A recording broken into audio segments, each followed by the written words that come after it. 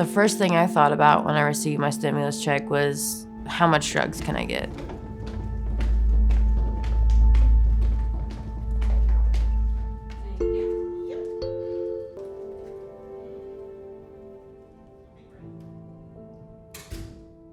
I said I would never put a needle in my arm.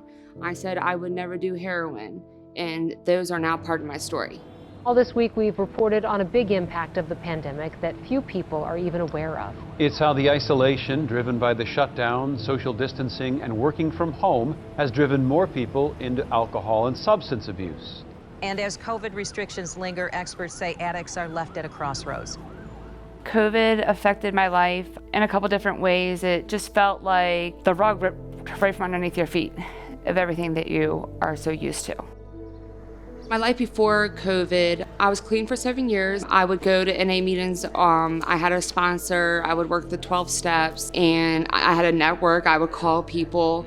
And then when COVID hit, I just started to kind of lose myself. How many of you actually had some sort of slip up during COVID?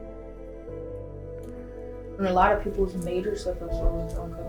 Yeah. The loneliness, the isolation. I think the biggest trigger was just the isolation.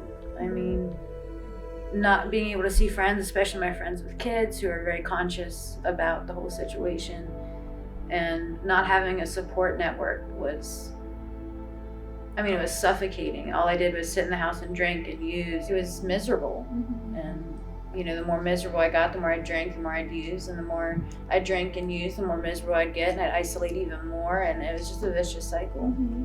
Usually I would go out to the bars, so I'd wait till around 11 to start drinking with people around me, and kind of having a limit to my time frame of drinking, to me just drinking constantly from the moment I woke up to the moment I passed out, and the cycle kept repeating. It got much worse when COVID started.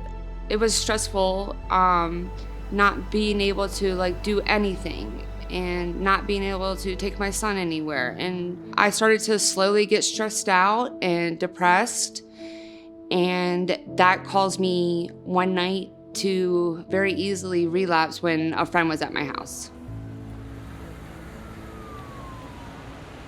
Recovery centers are trying to remain hopeful, but their systems and routines are changing, which could mean a scary time for some addicts who are at risk of relapsing, because large group support meetings are no longer allowed. Recovering addicts have to access meetings through video chats. There's a lot of rehabs that were very hard to get into. Being told that you have to wait, it shuts you down. It makes you feel rejected. So the first thing you do is you just are like, okay, I'm just gonna use it for these 2 weeks. I tried to start getting sober, and there were no meetings in person. It was all on Zoom, and all addicts seek connection.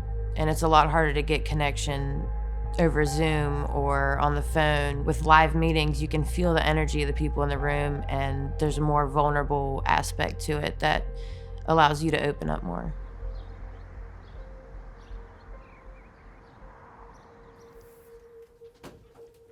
Human being is a social animal. It thrives in a social environment. We need interactions, physical touch, soothing, and when we are hurting somebody, to comfort us, love, intimacy. You take it away, it's not a surprise that a person is going to start feeling depressed. You drink, it creates euphoria, a sense of well-being, which makes us feel happy and euthymic. Tolerance comes to a point where now you're drinking just to feel normal.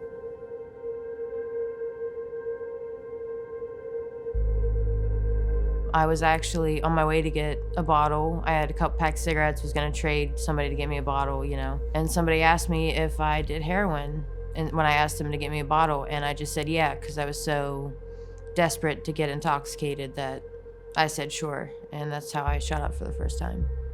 The night that I ended up relapsing, I was with a friend. We were at my house in Glen Burnie. We had started drinking, and I had a couple of drinks. My friend was like, let's get some Coke. I agreed. She came back with Crack, I had never smoked crack before, but I did not even think twice about saying no, and I tried it. I was scared. I didn't know any of the people that I was with. I was already pretty intoxicated. I had taken some Xanax and was drinking a little bit. And we went for a car ride to go cop, and we came back to their house, and I didn't even know how to shoot up. I'd never done it before, so they had to do it for me. I did enjoy the feeling. It was like that's what I was seeking throughout my whole years of use. We're back now with a surprise for many Americans. Those stimulus checks from the government went out early, and some received them in their bank accounts today.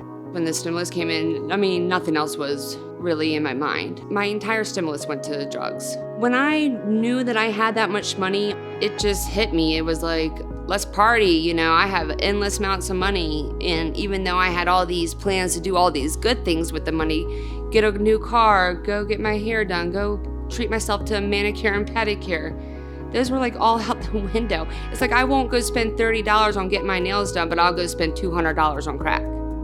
No liquor stores closed, you know, no drug dealers stopped dealing because there was COVID. There was just less going on and more drugs going on.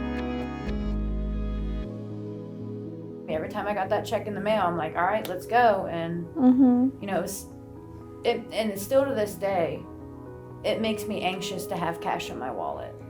I'm getting more comfortable with it, but it still gives me that, like flutter in my stomach. Like, oh, I could get, if I wanted to, I could get a lot of drugs, a lot of shit, you know what I mean? Or a whole bunch of alcohol, you know? But I'm starting to get more confident with myself that I'm not gonna do that. And that's all Orenda. It really is. Yeah, I think I would still be struggling if it wasn't for Orenda. Yeah. Like, because when I relapsed in February, I would go, you know, I've been to a couple of rehabs, and I did come to Orenda in December, and I did stay clean for 4 months, but then I relapsed in March, and there was only one place I was going back, and that was to Orenda. And, you know, I completed the inpatient, and now I'm doing the PHP for at least 8 weeks, but I would like to stay longer than 8 weeks. Like, this program is saving my life. It has saved my life.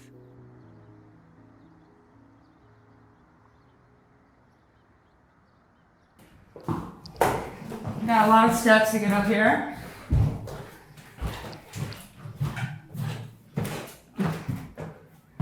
And up here we have a living room, bathroom, 2 bedrooms as well, and a nice big kitchen. This is, you know, we come here after group, and, you know, we make dinner as like a family, watch movies and stuff. So this is kind of like our home. This is our home. This is our home for the next 8 weeks. This is a PHP program, which stands for partial hospitalization program. And I'm just staying here until I can move to the next step of a sober living. Rachel's place is just like an in-between step before we go to sober living or go home, just to give us a little more structure and stability before we move on to the next step. On the weekends, we get 3 hours of free time. During the week, it's, you know, an hour of free time. But you're still in that group Monday through Friday. Here you can't work because we're all tied up with classes and being here. It's a lot more restricted freedom here. It's a lot more structured, but it's definitely necessary, a necessary step in the process for a lot of people. Recovery is like a full-time job. So everything that I'm putting in the work here is something like I would do at home at a full-time job. Like me reporting to my sponsor is like reporting to your boss. Me doing step work would be like me working. So I'm constantly like still working a program, and it's gonna be a lifelong job. But if I listen and I take suggestions and take my time here and really listen, I won't ever have to come back to a place like this. What are some things that you've learned from the program and, you know, while you've been in here that you're gonna take along with you, you know, when you kind of transition to your new stage of life?